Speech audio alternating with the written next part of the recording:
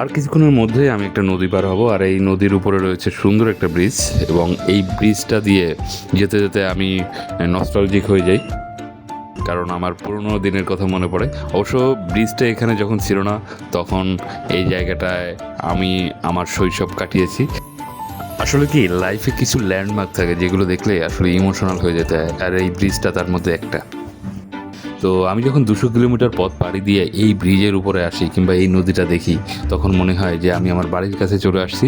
আর এটা মানেই হচ্ছে আমার এক প্রকার বাড়ি, কারণ এর আশেপাশেই আমার বাড়ি। সো এটা একটা আবেগের জায়গা, একটা ফিলিংসের জায়গা, অন্যরকম।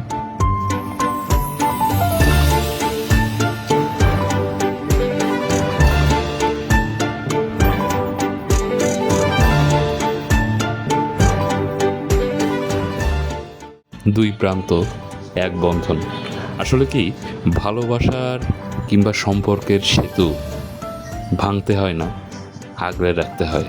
কারণ সেতু শুধুমাত্র নদীর দুই প্রান্তকে এক করে না, এই দুই পাড়ের মানুষের হৃদয়কে একসাথে যুক্ত করে।